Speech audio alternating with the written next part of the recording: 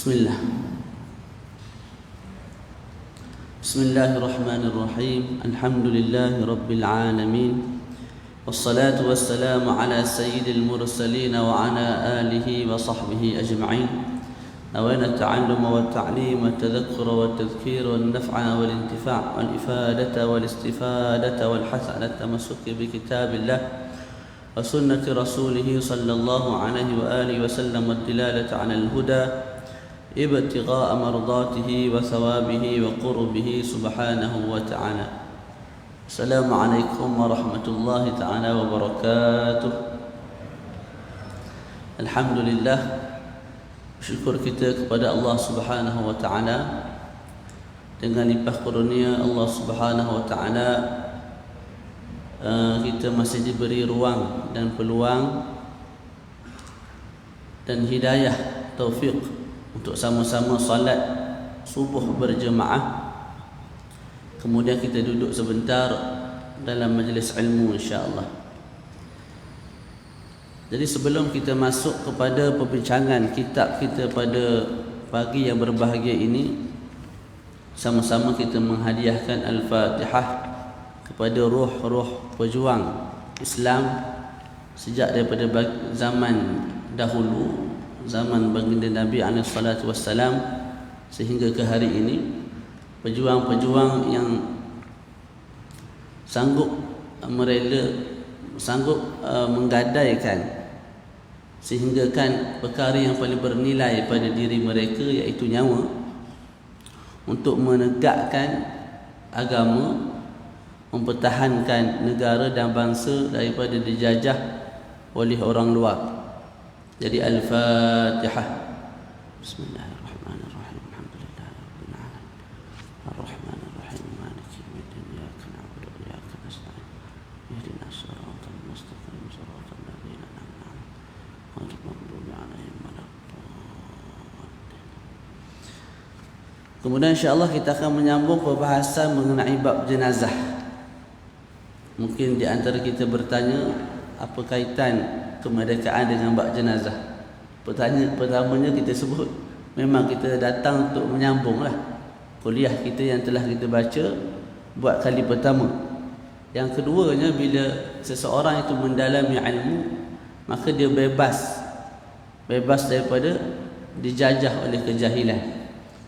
Dan sekarang ni tidak ada dah penjajah daripada British, daripada Jepun yang masuk negara kita dan menjajah sudut material, sembelih anak kita, sembelih bini kita depan mata, tak ada dah.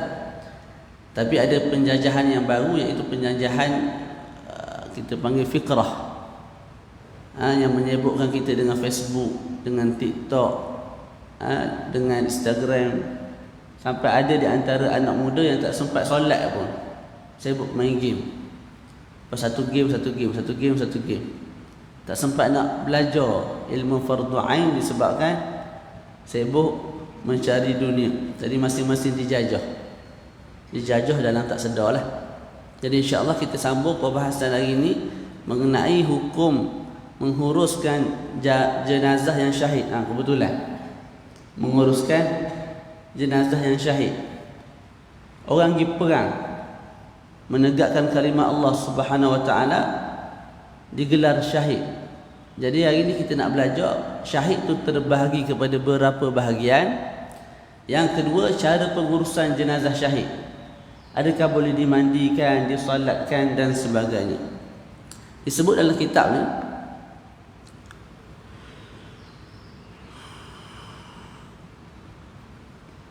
yakhtalifu hukmuhu bi ikhtilafi qismain. Berbeza hukum syahid dengan perbezaan jenis syahid. Wa aqsamu syuhada min nahiyati tajhizihim salatah. Bahagian orang syahid, jenis orang syahid ada tiga. Tiga ni kalau kita tengok pada sudut cara pengurusan. Jadi cara pengurusan jenazah syahid terbahagi kepada tiga berdasarkan tiga bahagian syahid itulah. Yang pertama, syahidu dunia wa akhirah. Syahid dunia dan juga akhirat. Syahid dunia dan juga akhirat. Sebab apa dipanggil syahid dunia? Sebab di dunia dihukum sebagai syahid oleh kita sebagai masyarakat tempat tu, ataupun sahabat dia, jiran dia, kita hukum dia syahid. Syahid dunia wa akhirah, makna di akhirat juga dihukum sebagai syahid oleh Allah Subhanahu wa taala dan diberi ganjaran syahid. Jadi yang pertama syahid dunia dan juga akhirat. Dunia dapat pahala syahid, akhirat pun dapat ganjaran syahid di sisi Allah Subhanahu wa taala. Siapa syahid dunia akhirat? Huwa man qutila fi ma'rakatil kuffar fa kanat niyyatuhu i'la'a kalimatillah. Ini pejuang-pejuang kita ni. Mereka yang dibunuh di medan perang dan niat mereka pergi pegang dengan orang kafir tu adalah untuk semata-mata menegakkan kalimah Allah Subhanahu wa taala. Pejuang-pejuang kita macam Tok Janggut, Datuk Bahaman, apa lagi? Pejuang-pejuang kita. Ramailah. Tak. Ini semua tu ulama tu. Asal mereka ialah ulama. Sebab kalau tak ulama tidak akan rela untuk duduk di depan untuk membiarkan roh diambil oleh bangsa lain, oleh orang kafir. Tak. Anak muda ini dia tengok cerita Mak Kilau, dia jadi semangat. Baguslah semangat tu. Tapi semangat sahaja begitu, kalau ditiup semboyan untuk pegang belum tentu duduk depan. Wallahi belum tentu duduk depan.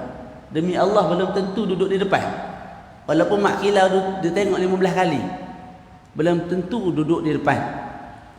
Sebab perjuangan-perjuangan yang terpegang ni kita gada tu nyawa. Bila kita mati, anak kita siapa nak cari makan?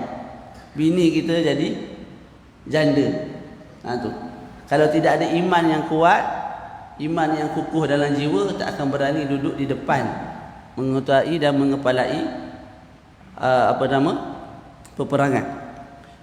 Jadi mati syahid dunia akhirat ialah mereka yang mati dalam peperangan orang kafir dan niatnya untuk menegakkan kalimah Allah Subhanahu wa taala.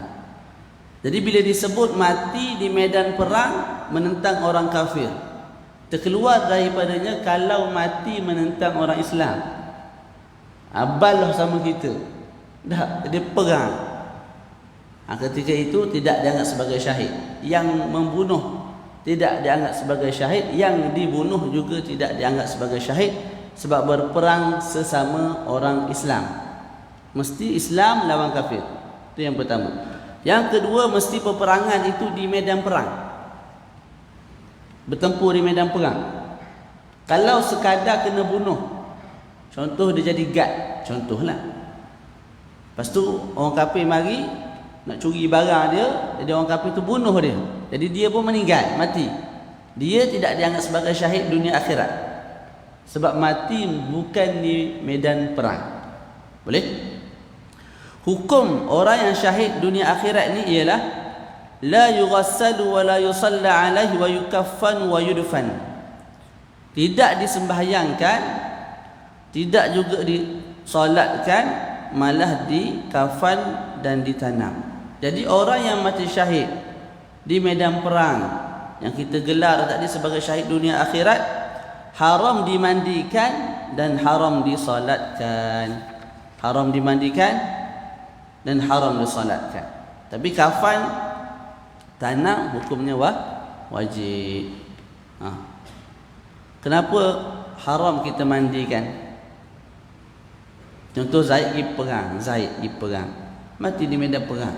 Haram kita mandikan jenazah. Kata ulama, alasannya ialah nak kekalkan kesan syahid yang ada pada badan dia. Darah-darah tu kita nak kekalkan.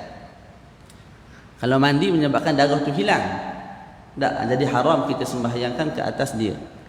Darah tu pula disebut oleh Nabi baunya lebih wangi daripada bau kasturi.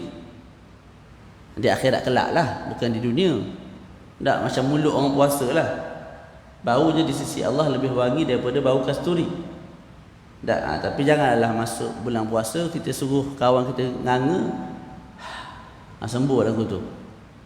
Tak keluarlah bau wangi tu, keluar bau lain. Boleh tak? Itu di sisi Allah, di sisi malaikat. Maka hadis tu ditakwil lah dengan pelbagai takwilan. Ala kulli hal, sesama kita mungkin kita tak dapat hidu bau tu. Malah kalau puasa baunya busuk. Sebabnya tulus sukut, sebab lamanya masa diam. Bila banyak diam dia jadi busuk mulut. Begitu juga kat sini. Darah tu sendiri kalau kita ambil bau darah lah. Tapi akhirat baunya wangi. Baunya wangi lebih daripada bau kasturi. Okey. Dalam ta'liq ni disebut, ta'liq ni nota kaki, wa amman najasatu ghairu dam ka baulin fatajibu izalatuha wa in addat izalatuha li izalati dami syahadah. Jadi kita sebut alasan tak perlu dimandikan sebab tak nak darah-darah yang merupakan kesan kepada syahid tu hilang. Darah tu. Macam mana pula kalau atas badan si mati tu ada air kencing, ada tahi. Kita nak biarkan juga ataupun kita nak mandi ataupun nak basuh? Maka jawab ulama kena basuh. Jadi air kencing najis kita buang. Sekalipun ketika basuh air kencing tu yang ada kat peha, dekat celah-celah peha, tahi yang mungkin ada kat punggung, tak mungkin kena tekan ke waktu perang tu keluar sedikit najis.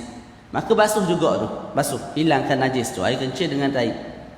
Walaupun menyebabkan terhilang sedikit darah yang ada tu hilang sekali sebab kita basuh kan, tidak ada masalah.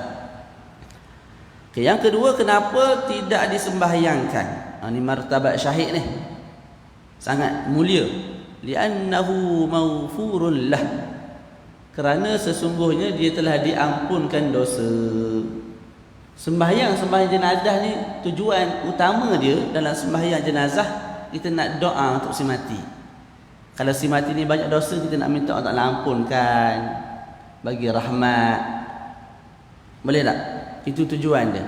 Jadi kemuliaan orang syahid, syarak menetapkan supaya jangan disembahyangkan, malah haram disembahyangkan.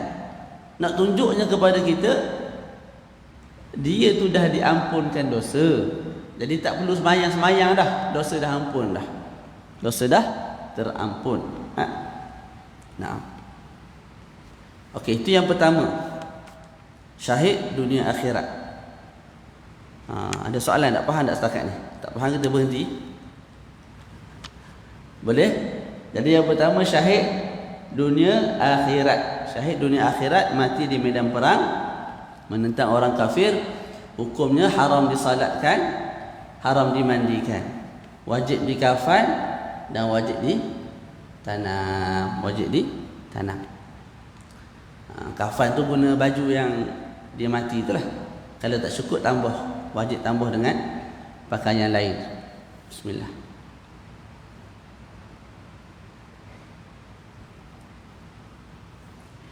Syahid yang kedua ialah syahidu dunia, syahid dunia. Di dunia dihukum syahid, tapi di akhirat kelak tidak mendapat pahala syahid di sisi Allah Subhanahu wa taala. Syahid apa? Syahid dunia, iaitu huwa man mata fi ma'rakatil kuffari wa kanat niyyatuhu dunyawiyatan kanailil ghanaimi aw as-sum'ati bainan nas. Syahid dunia ialah mereka yang mati di medan perang.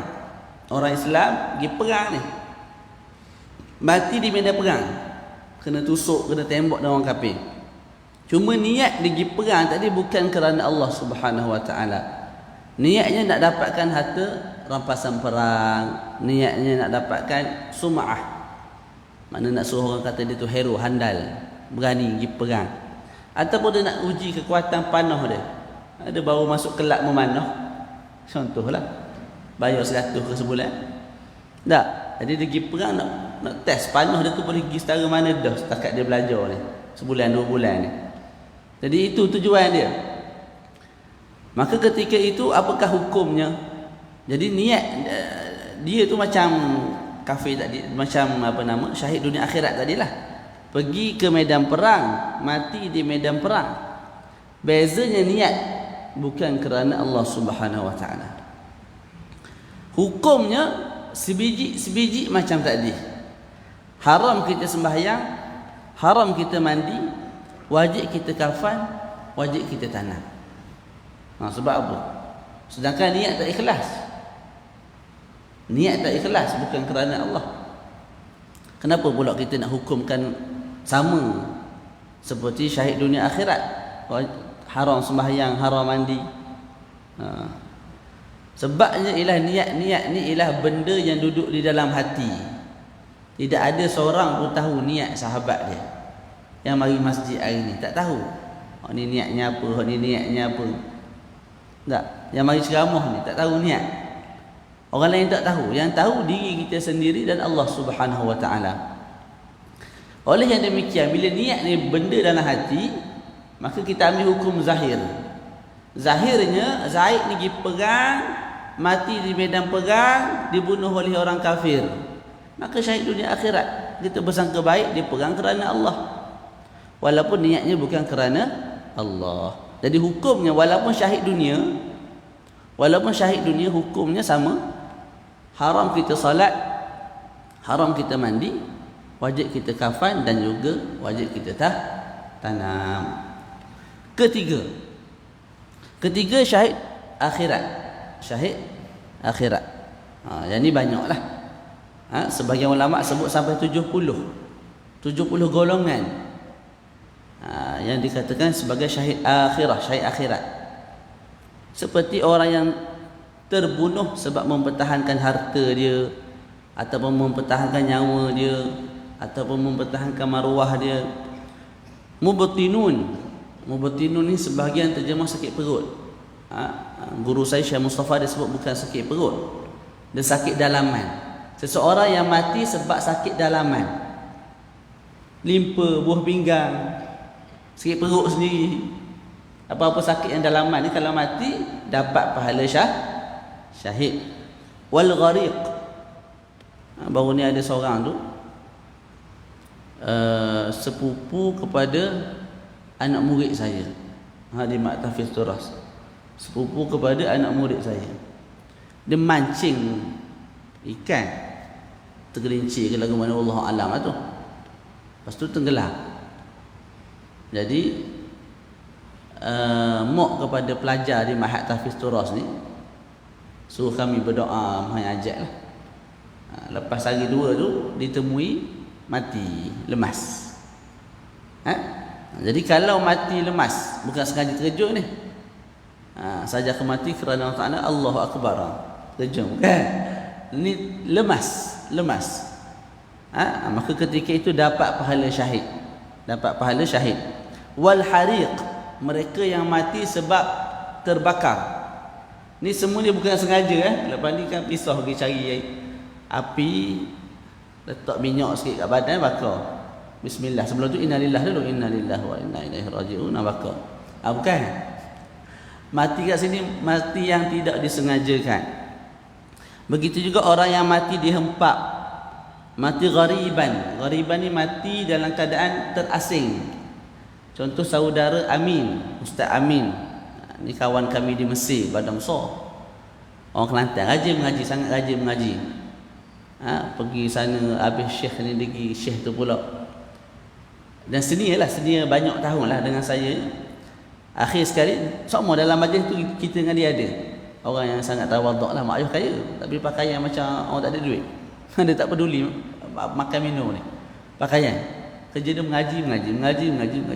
Akhir sekali satu ketika tu dia bangun pagi, bukan dia bangun pagi, dia tak ada bangun pagi, ataupun mungkin malam kot, tak ingat cerita. Ala kulli hal ceritanya dia wafat, dia mati, meninggal di Mesir. Tu. Jadi meninggal dalam keadaan gharib, asing, terasing daripada negara dia, duduk di Mesir.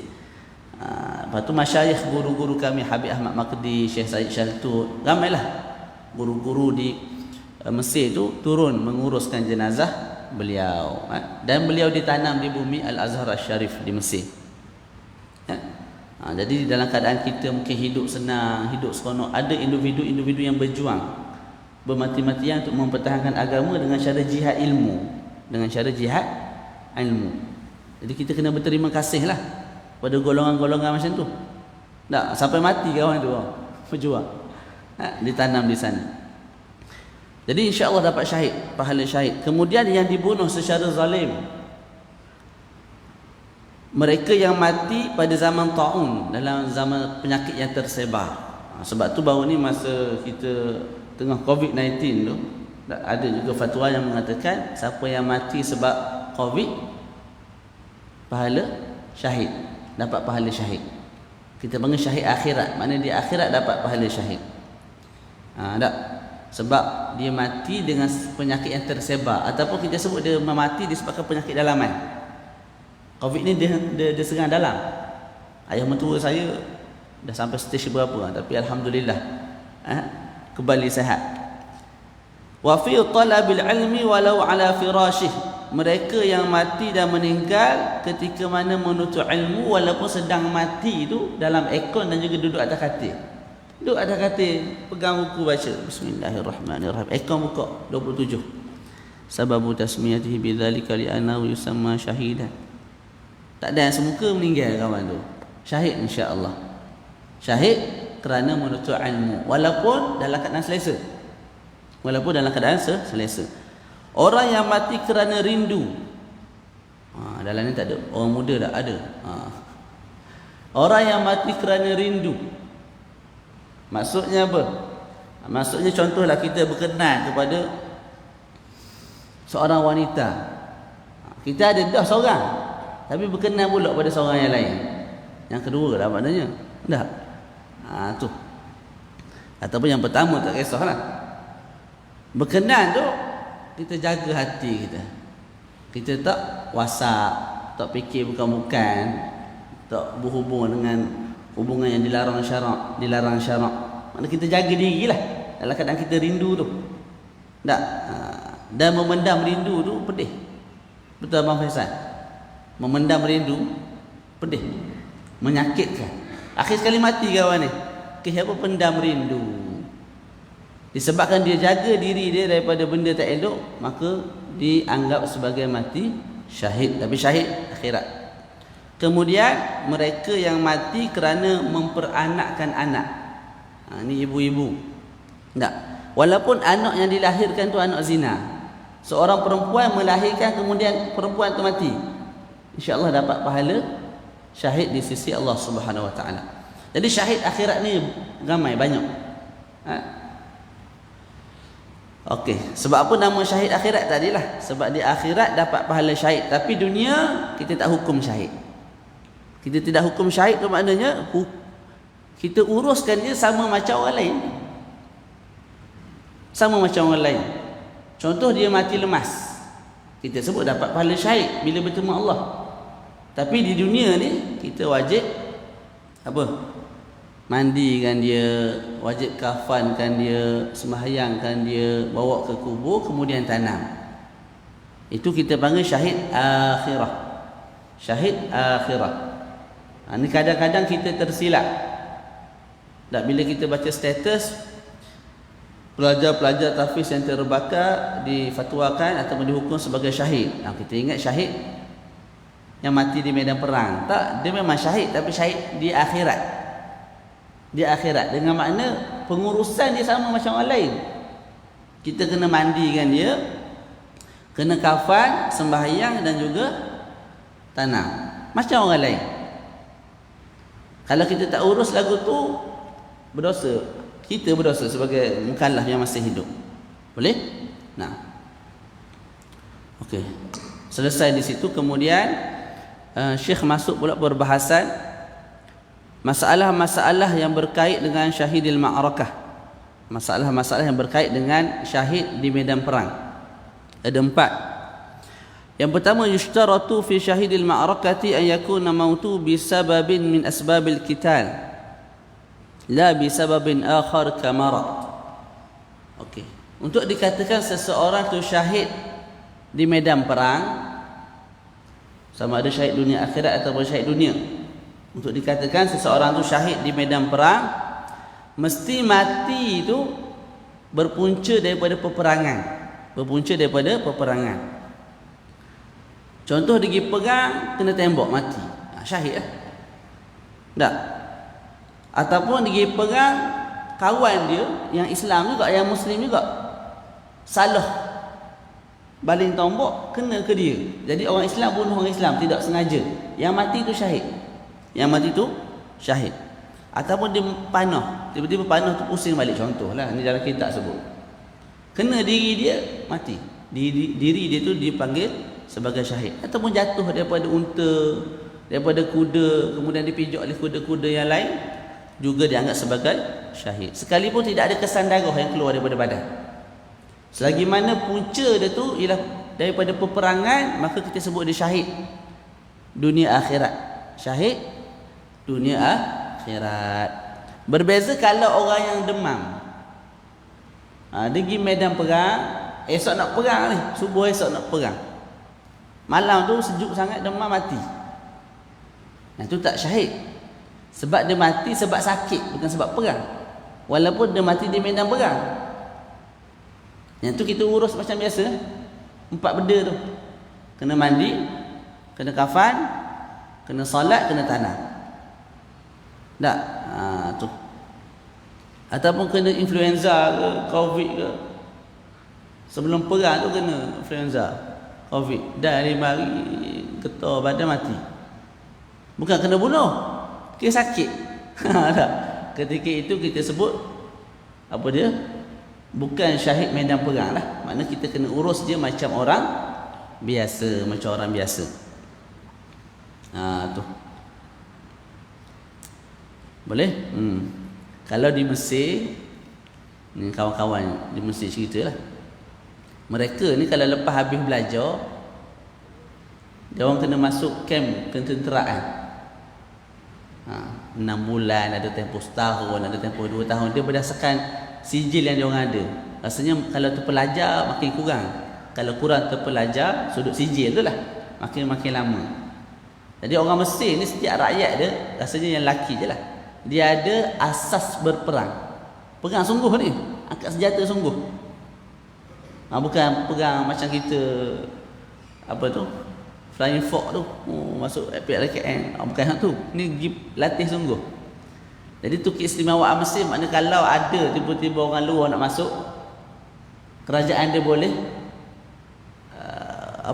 seru untuk semua sekali bersiap-siap pergi perang. Sebab masing-masing ada asas. Masing-masing penuh pegang senjata, penuh menembak ni. Itu di Mesir lah. Di Malaysia molek juga kalau buat tu. Tak, prepare. Tapi saya tak nak pergi lah. Berat. Dia latih perang ni berat. Nak kita tengok pagi-pagi kadang orang berlari berapa kilometer tu, pegang pula senapang berat 2-3 kilo. Tak larat. Tak larat lah. Okey. Itu yang pertama. Yang nombor 2, nak pukul 7 dah. Biasa berhenti pukul 9 tak? Kau pukul berapa berhenti pagi? 7-5 minit boleh? Perhabis ni. Nombor 2, yushtaratu kadzalika ayyamuta athna al-qital. Wa amma idza mata ba'da inqida'il harbi fala yusamma shahidan illa idza kana sababuhu al-qital wa kana fi harakati madhbuh ay laysa fihi hayatun mustaqirrah. Okey, yang kedua disyaratkan juga untuk dikatakan sebagai syahid dunia akhirat. Tak? Sehingga kita haram sembahyang, haram mandi, wajib kafan dan tanam, mesti dia mati itu ketika perang. Dia kena luka ketika di medan perang dan mati ketika itu. Itu syahid. Tapi kalau kena luka, lepas tu balik ke rumah, sebulan lepas tu baru mati, itu tak syahid lah. Sebab apa? Sebab kemungkinan dia mati sebab lain dah, bukan sebab luka. Melainkan kalau luka tu teruk. Luka tu teruk yang menyebabkan dia tu dah dalam keadaan nyawa-nyawa ikan dah. Perang, kena tusuk sana tusuk sini, habis perang hidup lagi kawan tu. Habis perang ni hidup lagi. Lepas tu kita pun bawa balik dia. Dekat-dekat nak sampai ke kawasan kita di Madinah ke di mana, mati. Maka syahid. Walaupun bukan mati ketika perang, mati lepas perang, tapi punca kematian tu jelas daripada perang. Sebab dia nyawa-nyawa ikan. Berbeza kalau orang bukan nyawa ikan. Contoh kena potong ni kan, dibalut-balut sakit, letih apa semua, balik seminggu 2 minggu baru mati. Yang tu tidak dianggap sebagai syahid, sebab bukan nyawa-nyawa ikan. Yang ketiga, wa yushtaratu aidan an yakuna fi ma'rakatil kuffar. Tak dianggap sebagai syahid dunia akhirat ataupun dunia, mesti mati tu, meninggal tu dalam keadaan berperang dengan orang kafir, Adapun amma fi qitalil bughah falaysa bisyahidi dunya wala akhirah. Adapun kalau berperang dengan bughah, pemberontak, maka tidak dipanggil sebagai syahid dunia, juga tidak dipanggil sebagai syahid dunia akhirat. Bughah tahu tak bughah? Pemberontak ni ialah kumpulan manusia yang angkat senjata yang nak menjatuhkan kerajaan yang sah, walaupun kerajaan itu zalim.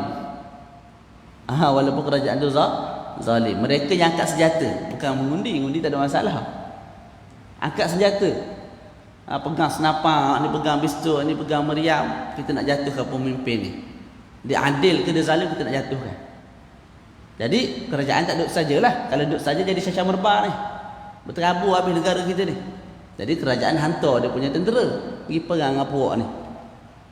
Bila hantar, maka berlaku peperangan. Yang mati di antara dua tu kita sebut bukan syahid, walaupun di medan perang. Sebab apa? Sebab di antara muslim dengan muslim,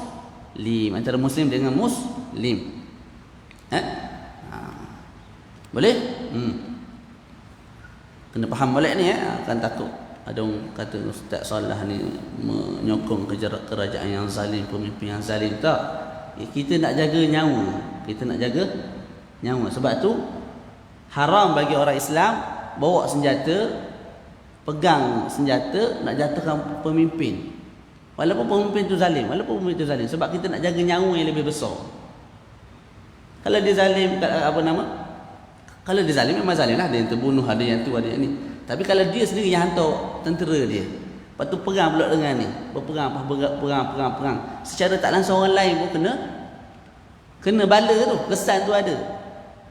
Jadi pembunuhan tu lebih meluas berbanding kalau berbanding kalau tidak adanya buruh ni. Tu. Faham tu? Sebab tu kita tengok di negara Arab makin teruk. Sebabnya gitulah, ada sentimen mengatakan pemimpin dia zalim, maka rakyat bersemangat nak jatuhkan. Akhir sekali jatuhkan yang zalim, naik pula yang lebih zalim, ataupun naik untuk siapa-siapa pun tak tahu. Jadi sampai sekarang ini kekal begitu. Boleh? Ini bukan tak boleh mengundi mengundi boleh.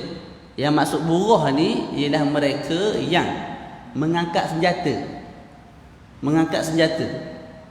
nak jatuhkan pemimpin yang sah, yang dilantik. Yang tu tak boleh.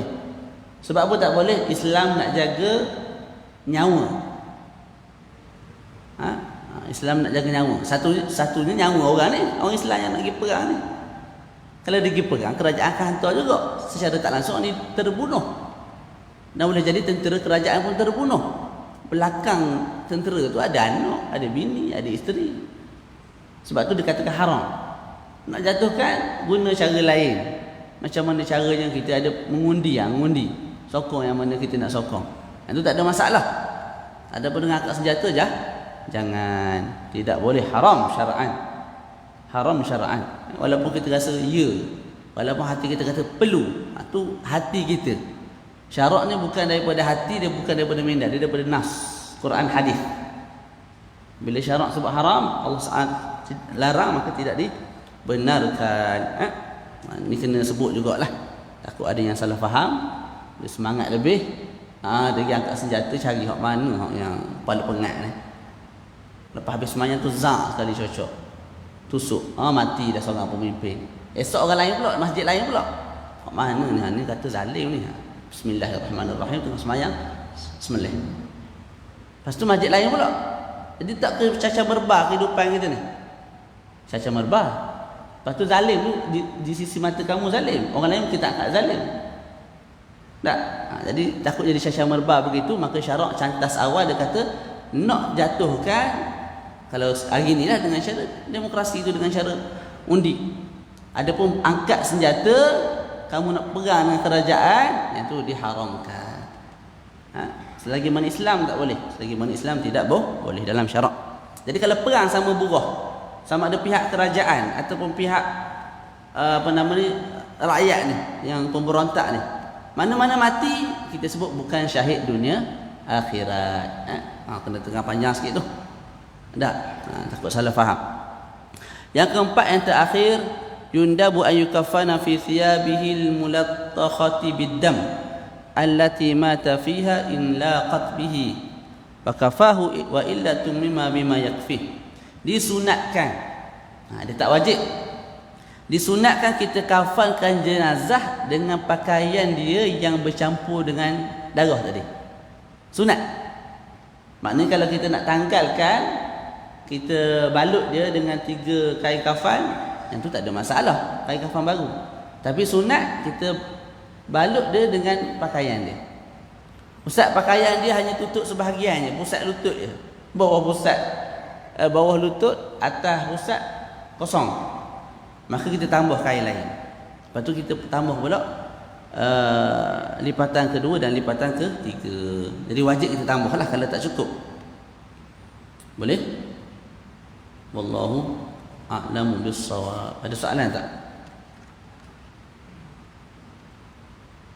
Ada soalan? Tak ada soalan, saya nak tanya soalan. Ada soalan tak? Tak ada? Kalau sekarang nak tanya sekarang, tanya lepas-lepas kelas. Tak ada soalan. Jadi insya-Allah kita bertemu lagi pada sesi-sesi yang akan datang lah. Tak tahulah bila tu, sebab kita ganti. Dia tidak ditetapkan. Ada free je.